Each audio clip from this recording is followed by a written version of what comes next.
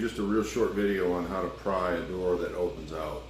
Okay, now I have this lightweight interior door that opens out into a room, but it really doesn't matter. Most of the general principles of prying a door and working a door are the same. Now, I'm going to show you how to pry a door using a double fork. This happens to be a straight double fork on the Raptor tool. Your tool may have a curved fork, makes it a little bit more difficult to get it in by yourself, but you can do it. This one's straight, so I can drive it in like a spike.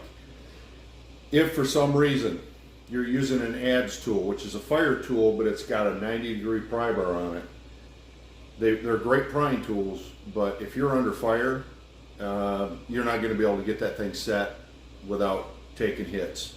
So the advantage of having a straight fork like this is I can come in on the lock side over here where you guys see the door handle.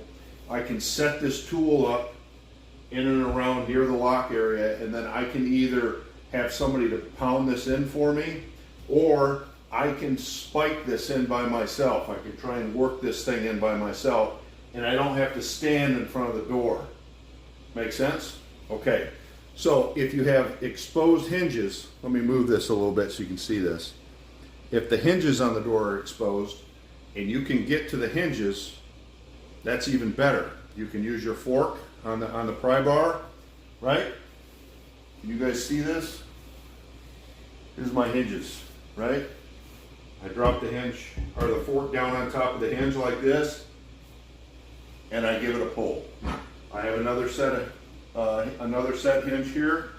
I lock the fork onto the hinge, I pull. And the third one on the top, I can either come at it from the bottom, or if I have enough room up on top, I can hook it on up there. With this Raptor, I can also use the axe, and I can shear them right off even out of a steel door jamb. So just some real quick tips I wanted to show you on prying application on doors that open out.